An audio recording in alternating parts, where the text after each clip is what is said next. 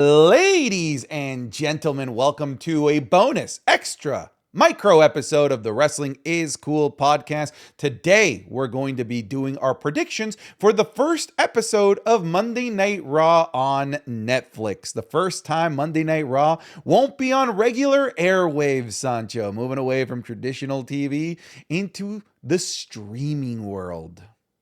How'd I do? Oh, that was really good. Thank you. That was a really good sound effect. What is up, my guy? My guy. This has been stuck in my head this entire time, but this is a new era, man. It feels interesting because this is such a. I don't think anyone's really talked about this, but this is a huge risk. Massive risk for the WWE, right? To say that the people that most of their fans would have Netflix, they must have did the numbers to show that majority of their WWE fans currently have Netflix. And two, will the people that don't have Netflix travel with them and go with them to get a subscription and do all those things and to be a part of that vibe? I don't know. I mean, so many people that I do know don't know how to work Netflix streaming. Like, there's people out there. This is a huge risk, man. Huge risk. See, I actually think that this will open WWE to more eyeballs because there's so many places. I was just in one, Colombia, where I didn't know where to find WWE on regular like network TV there. So if now it's all of a sudden available on Netflix and I just open up Netflix in some random part of the world and I see the WWE's banner across the homepage of Netflix, which has already been updated here in Canada, maybe that will lead me to giving WWE a chance now that I don't need to find it at a specific time on TV because now it's on demand as well, which is how most people consume content on Netflix. This is just a paradigm shift, like entirely for how WWE is consumed. It's going to be really interesting. Do you feel that the reason why we got this is because of WrestleMania 39 and the story? Like all this deal making, TKO and all that, getting ready.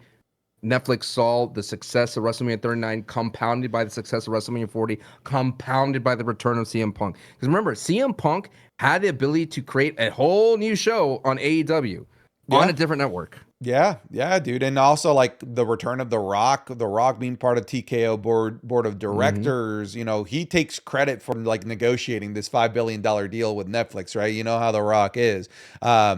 But, you know, you say, this is a big risk. It's easier to take a risk when you get paid a cool $5 billion. So I don't know. I think they're going to be all right. I think I think this is going to be huge for them. I think that this is, you know, on a separate note, I think this is going to be big for content creators. I feel like the eyeballs of wrestling are going to expand. And if you've been making wrestling content, I feel like your eyeballs are about to expand as well.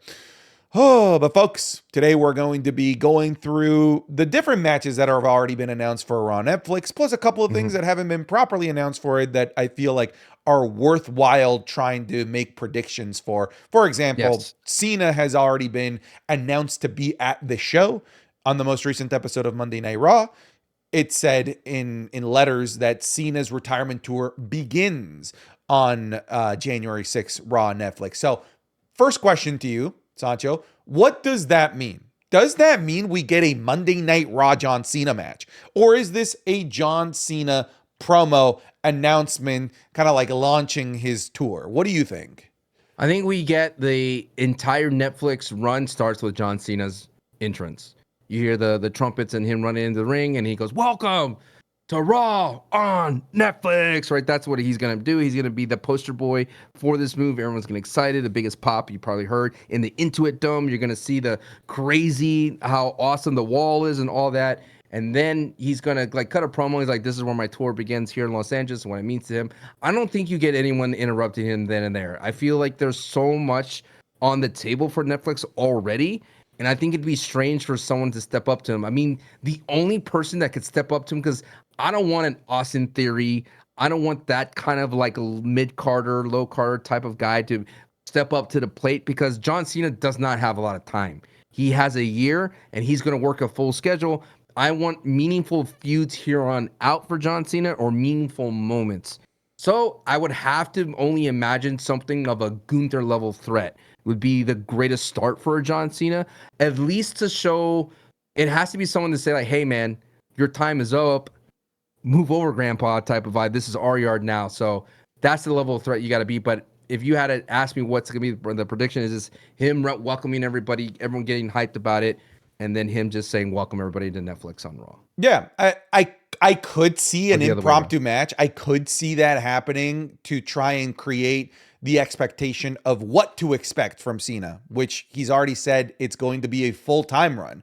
And if it is a full-time run, should we be expecting Cena matches on places like Monday Night Raw, Friday Night SmackDown? So I wouldn't be surprised if for the first appearance, they do have somebody interrupt him. Some mid-card guy comes out and interrupts him to set up an impromptu match with Cena. Play along with me. That's a risky thing to do, though. Is it risky? It's injuries, right? Cena's he can be the most formulaic dude ever, right? You can't hold the cards too close to your chest simply because you're afraid of injury when this thing's a year. Injuries happen; they're part of the thing. You just gotta hope that they don't happen. that's you have to play with that. That's true. If there is a mid-card guy that does interrupt them, I'm going to say I want it to be Chad Gable. And I want them to do reverse roles of ruthless aggression. We've talked about us wanting Chad Gable to become as close to Kurt Angle as possible. That'd be cool. What if, bro? What if they do a ruthless aggression angle with Chad Gable? And Chad Gable, man, like, you're afraid of injuries potentially. There's a more safe guy than Chad Gable. I don't think that there is one. That'd be cool. But if there isn't a match, an impromptu match, Gunther, brother. Gunther, you're right. Gunther interrupting Cena. Let's not forget John. That they've left Gunther off of Raw for several weeks now, since Saturday night's main event. And maybe it's saving him for a big moment with Cena on Monday Night Raw.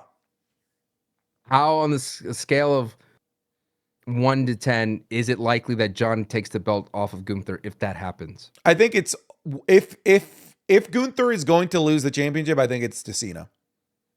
Yeah, but how likely? 1 to 10? I think it's very likely. I think it's a 100% chance that Cena. 10, yes, it is a 100% chance that Cena in this final run becomes a 17-time world champion. And I feel right like off the bat, I wouldn't be surprised. And I feel like they are more inclined to give old man Cena the world heavyweight title over their most important title, the undisputed title. Yes, because, I mean, what a better way to add prestige to that title. Right. And it's a working title. That's what it's always been ever since Seth Rollins had it. It's the working man's title. So, I don't know, man. Does he come out with a new shirt? Is it going to be the one that he has, the retirement tour with all the tour dates on the back? Nah, I bet he comes out with the red one. Red for Netflix. Red for Netflix. All right. Second thing that we want to predict here that isn't properly confirmed. Okay. Just to clarify, as of the making of this video, which we're doing it after the last episode of Monday Night Raw on USA Network, the final of the Women's Intercontinental Championship, we know the finalists. It is Lyra Valkyria, who had a hell of a match versus Io Sky, taking on Dakota Kai. We don't know that this match is going to be on Raw Netflix yet. Let's pretend that it is, because I have a feeling it's going to be. Where do you see this landing? Do you see Dakota Kai or Lyra Valkyria winning? What a cheat code that Triple H has discovered, right? Just put two similar favorite superstars that both fans love, and that, hey, if this person wins, we're cool. If the other person wins, we're cool. Did the same thing with the women's United States title with Chelsea and Michin. I think it'd be interesting for Dakota to carry it, but Lyra's just so good, man. I think Lyra has so much huge upside. And we've already kind of wasted a few months in Lyra's appearance on the main roster when she was kind of stuck in PFC territory for a while, in purgatory with that. And when she got lost in the shuffle, when they went from 3 hours to 2 hours, and now they're going to expand back to 3 hours, I think this would be a great opportunity to put the belt on Lyra. Because, I mean, I don't know. This belt feels like it's not as up there as the United States title because... Yes, having Io in the tournament, a lot of people say, like, hey, Io's in the tournament. It was a weaker tournament, 100%. It was definitely a weaker tournament, right? And I felt that even though Io lost clean to Lyra, at the same time, Io losing clean to Liv, I feel like not necessarily she's buried. And I hate when people assume that I say that. I just think that Io's momentum has slowed down. So with that, energy cannot be created or destroyed. You got to transfer that energy to Lyra. Lyra has to take the momentum of being Io Sky into that, because if you had to do this like a college playoff football system, right? Who's a better opponent that Lyra beat? Io Sky or Zoe Stark for Dakota Kai, right? You gotta put Io Skies up there so can protect all that, Lyra has to win unless shenanigans occur and maybe Dakota Kai goes heel again. But Lyra wins here. I don't know, man. Lyra beat Io in the semifinal of the Queen of the Ring and lost the final. So I don't think that, if we're using strength of Nia the same as Dakota's power scaling. Fair. But I'm just saying, to piggyback off of your strength of schedule college football analogy, we have an example of it not necessarily working. I think it should be Lyra Valkyria. Look, I don't want to see her lose back-to-back tournament finals. Lost true. Queen of the Ring. I feel like she should win this. Additionally, beating Io Sky at this point when Io Sky is so many people's favorites to win the Women's Royal Rumble, that's a big deal. You know what I think is funny? I feel like Io Sky is Tom Brady and Lyra Valkyria is her Eli Manning. The one woman that Io Sky just cannot seem to beat is Lyra Valkyria. So I'm going to take Lyra Valkyria here. I'm excited for the match. Again, we don't know that it's going to happen on this show. But out of both of them, I'll be honest, the one that has earned it the most, in my opinion, is Lyra Valkyria. I feel like if you are in the camp of Dakota Kai, it's because you feel that a veteran who's been there for a while, who's found success earlier in NXT, is waiting for her moment, who's been injury-ridden. You want that for Dakota Kai, but I don't know, man. I feel that it's Lyra's time because it feels like to me like a Braun Breaker situation. You gotta get that ball moving towards the main event, and Lyra needs a title to do that because she cannot, like you mentioned, keep losing in the finals. I agree. All right. One more prediction before we get into the properly announced matches. Penta, does he appear? Yes or no? Oh yeah. And then out of nowhere. And then I invited my friend Penta. The last teaser, of course, is they showed on Raw recently was the entire mask face, basically. They showed the smile, the emblem on his head and his eyes. It has to be. They already kind of teased when New Day was harassing LWO, calling them they're a bunch of nobodies, that Ray, who's going to be the partner? And they do this to us all the time, the mystery partner. It has to be Penta. I mean, that's going to be someone that's exciting to see on Netflix to partner up with Ray. That's someone that Xavier and Kofi could put on a solid match for, like the body types. They're going to have some show the ferocity of Penta. I think the only thing that I'm hoping for is that Penta turns on Ray like then and there, please. Like, yes, I agree. Please, because I don't want another Ray thing where Ray is just waiting for the other shoe to drop to get turned on. Because it happens to Ray, happens to me a lot. So if they're gonna pull Penta in to help Ray, it needs to be that Penta's there to be like, hey man, I helped you this time, but I don't care about you. That type of thing, because Penta needs to be a heel because he is such a cool heel. Listen, I think it's a little bit even more important that he turns on Ray before the match even begins because the New Day can't afford a loss. This New Day, they can't lose, bro. They can't lose. And if Penta debuts and they have a match, Penta also can't lose, right? But if they start the match and Penta just immediately takes out Rey Mysterio and allows the New Day to pin Rey Mysterio, great for the New Day, cheap heat, right? Which is what they're in the economy of, they're in the economy of cheap heat to get that. That would be great for them. It's just a continuing to build like the Jenga blocks of what they're doing with the New Day. That's great. And it protects Penta and it creates the, what we want out of Penta, which is just a vicious luchador, not just a guy that's like, sube tu bandera, si tu eres latino. I don't want him in the LWO. Keep him away from that. Please do, because already New Day kind of put a dent in their armor by calling the dude with mask dude, no hat dude, and hat dude. Do you think that it could be a bigger swerve if Zelina Vega turns on LWO? That'd be sick. Ooh, what if she's Penta's mouthpiece? Oh, and then I lost Lena to Penta. I looked at Zelina, and there was a look in her eye that I knew is bad news for me. And I remember that look. It was the same look Eddie gave me. Oh, that Eddie. And that Dave Bautista. He hurt me really bad. And I'm the locker room guy. That he is the locker room leader now. Okay, before we get into matches, any other, you think that they might show up? Yep. Undertaker. Oh. Come on, man. Take her dong, brother. On Netflix. You want Taker's dong on Netflix? That's what dong you're sound. saying. You want Taker's dong on Netflix. Hey, what if for the loading screen, instead of the dun, we hear Taker's dong? For anytime you open up a WWE stream, you hear dong. That'd be sick, dude. Dude. Ooh. And it turned purple. Oh, Taker's dong. No, no. These are like the first time people knows who we are, and you come in hot like that, brother. I'm coming hot with Taker's dong. Let's You go. think Braun Breaker gets anything? Braun Breaker has to have a moment, right? Yeah, I feel like Braun Breaker Sheamus might happen again. I think here's the thing: if we're going back to 3 hours, every division's getting their time. Yeah, every division's gonna get their time. I really believe that. That means the Final Testament, right? Oh, maybe not. Maybe not everyone. All right, let's talk about Drew McIntyre versus Jay Uso, one of the confirmed matches. I'll go first on this one. Sure. I am predicting Drew McIntyre here. Here's the thing. I am predicting Jay Uso to have a big year, big 2025, but right now is Drew's time. Big year. I think it's Drew's time. I think that the end goal for this Punisher bloodline bounty hunter, Drew McIntyre, is a match against Roman Reigns.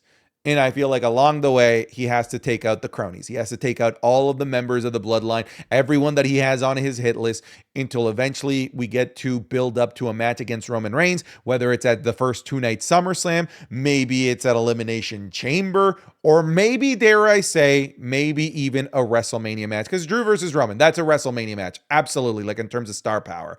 But it starts with beating everyone from the bloodline. He's beating Jay Uso. He has to. Jay Uso, I feel like could take this L. I don't think Drew McIntyre could afford this L, because if that's the end game, he needs to be all gas, no brakes in 2025. I need to feel that this Drew McIntyre, who's already showing cracks, like he's losing it. Like you made the crazy eyes that he's been doing, and he's more bravado and everything.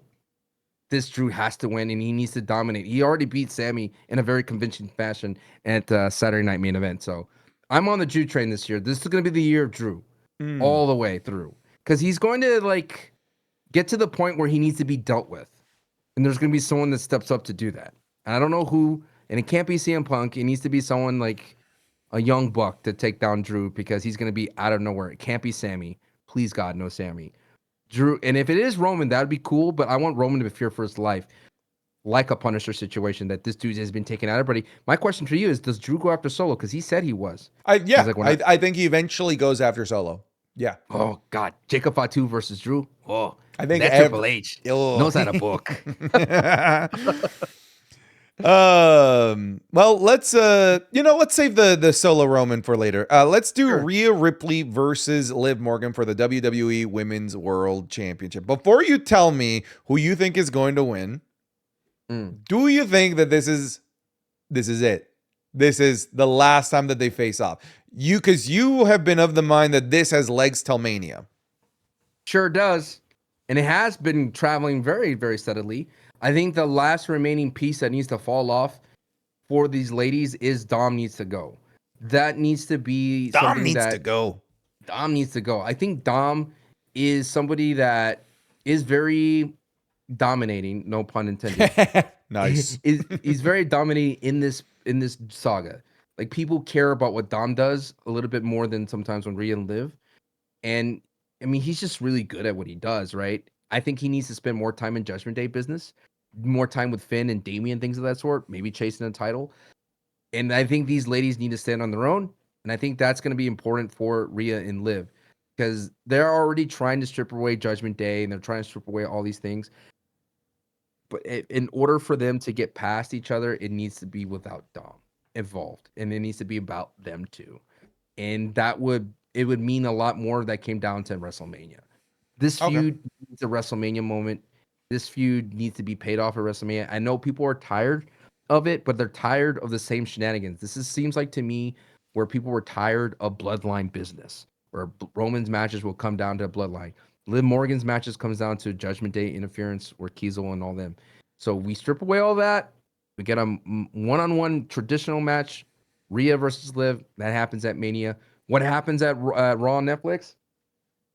I think Liv Morgan retains. You can't have too many good feelings coming out of this Netflix. The good guys, all the good guys cannot win. I know we just talked about Jey Uso losing, but we cannot have too much good feeling vibes going all around here. If Roman's going to win the Ulafala, then I think Liv Morgan has to win here.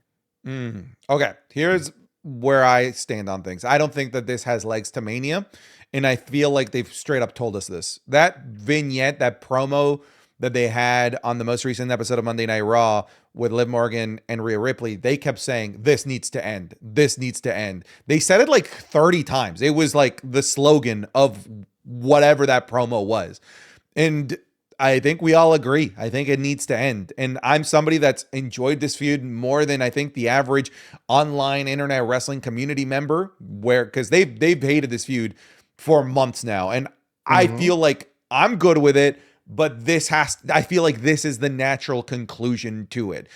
I like what you said, that this feud needs its Mania moment. And I agree with you, but I also believe that WWE sees this inaugural episode on Netflix like a Mania moment. Because when you look, when you look at the card, it's like, damn, dude, like some of the stuff that's on here is what would be traditionally on a WrestleMania. So I feel like this is their Mania moment. This is their unforgettable, like, get your moment enshrined in history. I feel like this is it. And I have Rhea Ripley winning, because that's the big moment of the thing that Rhea Ripley has been chasing ever since she came back from her injury when she had to vacate the championship. Yes, Sancho. Is this a safe place? It never is. You keep asking, and it never is. What I don't want is Rhea Ripley to win, and then Becky Lynch's music hits, and they have a stare down. Wouldn't be surprised if that happens. Literally wouldn't be surprised if that happens. I know, because Becky's already been on part of the advertising, but we've already seen that, and it did not turn out well for Becky, because Rhea is just too loved, and Becky just could not stand that fire. You know what I mean? Sure. I mean that has to happen, right? Because Rhea did beat Becky. So. Yeah. Here's maybe a prediction I'll throw out there, a potential fantasy booking. Dominic goes out there to help Rhea Ripley. No, sorry, to help out Liv Morgan. And that's where Becky Lynch gets interferes, because the last time that we saw Becky Lynch, she lost the title because of Dominic Mysterio. And Dom does it again. Yeah, I think that this is, I feel like they've reached a natural conclusion for this feud. Where do they go then? Where does Rhea go? Where does Liv go? I mean, Liv can't just give up and go. She has to go back after the belt, right? Sure, I wouldn't be surprised. Maybe it's a rematch at Royal Rumble. Maybe Saturday night's main event is around the corner. We have the second one at the end of January. There's Elimination Chamber, the women's Elimination Chamber match. But I don't think that she's going to be winning the Rumble, and I feel like whoever wins the Rumble is going to be going after Rhea Ripley. Last thing, does Tiffany Stratton cash in here? You like this, right? I do like this. Yeah. Tell the people about it. Well, the whole entire time, I feel that WWE has been really, like, power pushing this entire Nia Jax and Tiffany Stratton kind of, Nia treats her bad, and Tiffany's been seething and waiting for this to happen. But wouldn't it be a nice swerve for once, out of nowhere, that Tiffy does cash in on this and beats Liv, and as if a way to reset them both, reset everything? That's what the Money in the Bank is supposed to do. I mean, what happens if she beats Nia? Predictable, nothing too exciting, nothing too memorable. But a cash in on Netflix, on Raw, brother.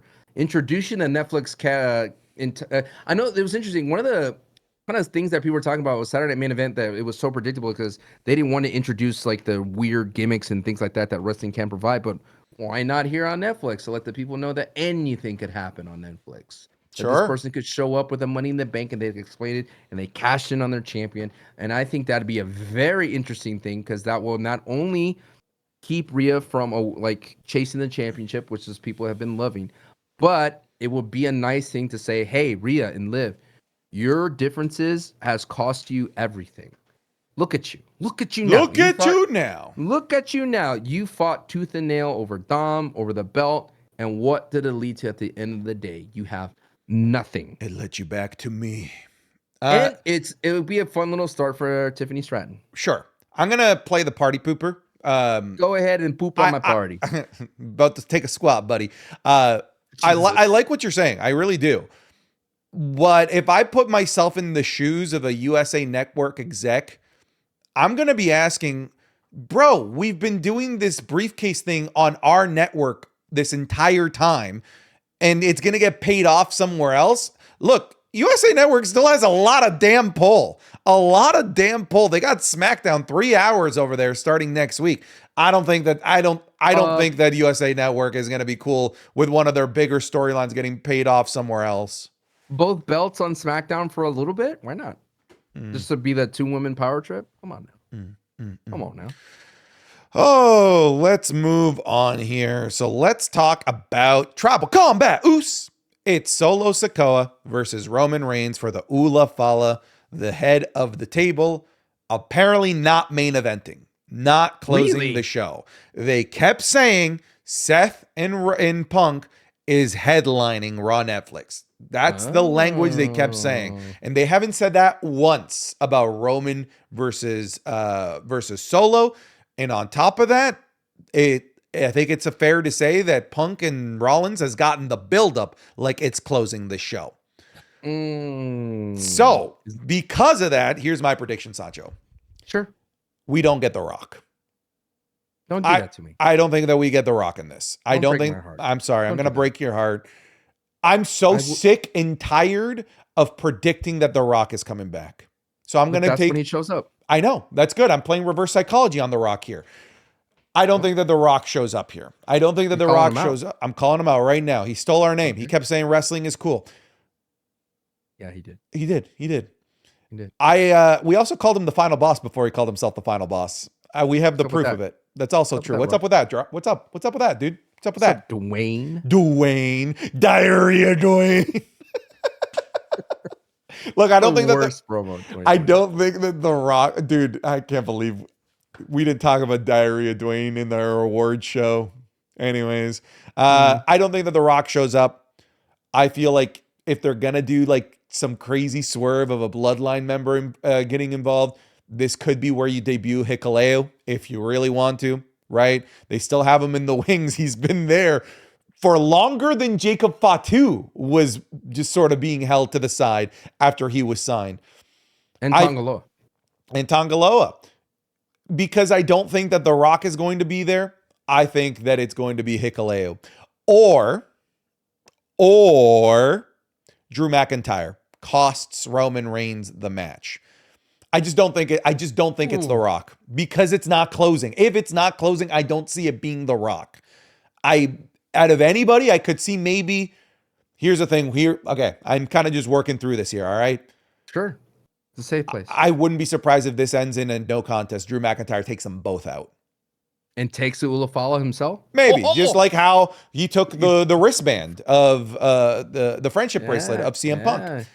I would not be surprised if Drew McIntyre takes them both out. I just don't. My big prediction here is that I don't think it's The Rock. I don't think it's The Rock. So your prediction at the end of the day is Drew's the big bad. I think Drew's the big bad here. And it's another situation where look at your guys' differences. You're fighting amongst yourself and you forgot about a bigger threat. And that big threat's Drew McIntyre. Yes. I know it's a cop-out to not say who I think is going to win. I just think that the big prediction here is that I think Drew McIntyre crashes this. It's an interesting thing because Tribal Combat opens up everything. It opens up everything.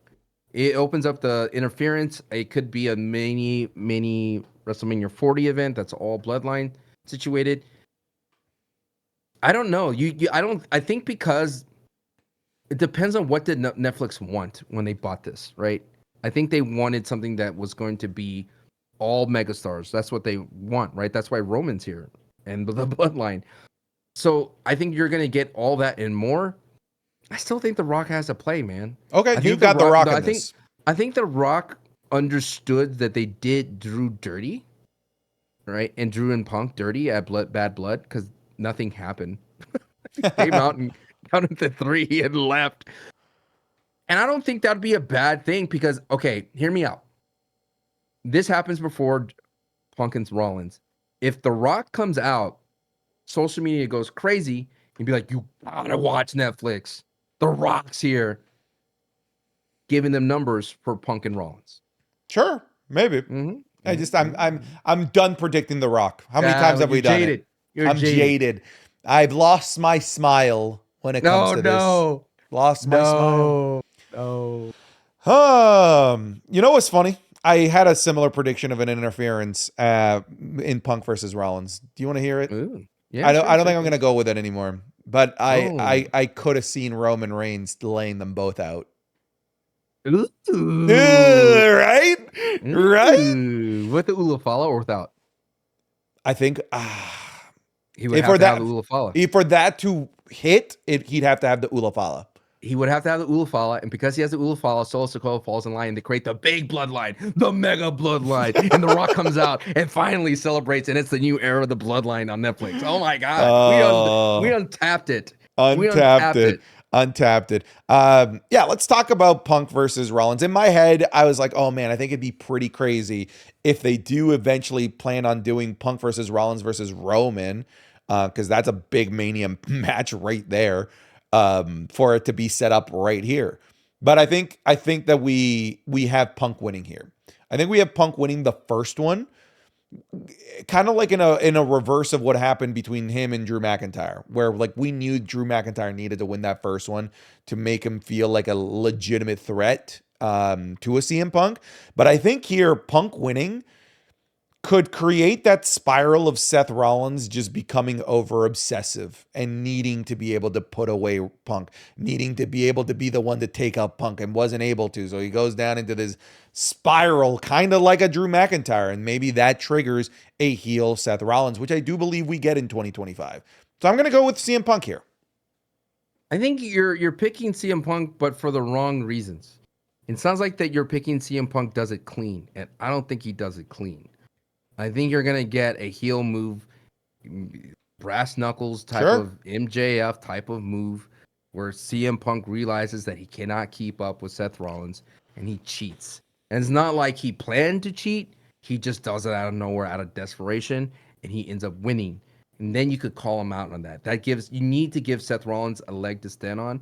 You can't have Seth Rollins crash out at the beginning of the year because that's a long crash out. I think you give CM Punk a win, but a clean doesn't seem right. A dirty does. And I think like that's going to test you as a fan. Are you on board CM Punk as a cheating heel or a cheating wrestler who gets the win? Or are you going to be in the camp of Seth Rollins like, no, he deserves another shot? That's going to be the thing that they're going to test you on. I think like the year 2025, and they already hinted that CM Punk does this stuff for money. It's interesting, like that CM Punk did in the Monday Night Raw promo that he was like, "You are a bootlegger corporate guy," and I don't get that from Seth Rollins. That's only if you bring up Triple H's stuff, and only if you bring up Vince McMahon, which CM Punk has teased heavily. So do they go down that path? Do they follow CM Punk's promo, or did they let CM Punk say that so they could paint paint Seth Rollins as a corporate guy? I don't know. What I do feel that's going to happen is CM Punk's not going to beat Seth Rollins clean. It's going to be a dirty thing. It's going to be like a taking advantage of an injury, taking advantage of a mishap, something where it's not honorable. It's a dishonorable win for CM Punk. I could see that. I like that. And it comes down to the same prediction that I have, which is Punk winning. So we're in agreement. We are in agreement, but I think what's interesting to me is this is going to be a fun wrestling match in general. It's going to be so different from Drew and CM Punk. And that's what gets me excited the most. And I think what gets me excited the most is, are they going to push the rating a little bit? Just a little bit. Give us a little TV 14. I know they said that they're not going to change too much because the family business does well. That, kids buying tickets and the family atmosphere of wrestling does well for them. But dog, this is Netflix. This is your first chance to tell the world that we're going to be a little different, a little bit more edgier. Not necessarily I want them to go overboard, but you cannot be status quo. If you made the move from USA, from network television over to Netflix to streaming where it's no holds bar, you got to give me a taste. You got to give me a little taste of the forbidden fruit, see what it tastes like. You know what I mean? I don't like that you leaned in and you did the little tickle thing. I don't like, give me a taste. It's like Nacho Libre. You got to give me a little taste, huh? The little taste of the glory, All right. Well, let's wrap it up there. Dude, Yeah. Raw Okay. Netflix, brother. Raw Netflix, brother. It's Okay. here. Last prediction. Yeah. What's the closing image? Who's the guy with the credits and the little copyright logo underneath? Who's the one? Is it gonna be CM Punk celebrating? I Like think at it's the end, like the last image. Yeah, I'm gonna say Punk. Just because it sounds awesome to me, and it'd be the craziest thing that ever happened, and predictions are supposed to be wild. I'm predicting the bloodline altogether. Holy smokes. Bro, what if The Rock interferes in Punk versus Seth? Ooh, now you're crazy. No, for Punk helping Roman and Seth for helping Cody at WrestleMania. He did do the 1, 2, 3, and then he did do this. No, Dog, dumb. if the Rock bottom CM Punk, that'd be astronomically crazy. We're gonna come if that ends up happening. We're coming back to this. All right, we're posting this. All right, folks. Thank you so much for listening to this extra bonus episode of the Wrestling is Cool podcast. Again, this would have been earlier in your feeds if you were over on Patreon, patreon.com/Santi's app. Come check it out. So much more extra content that you never see on YouTube or is just flat out early. But you guys take care, be wonderful people, and enjoy your Raw Netflix. Goodbye, everybody. Dong.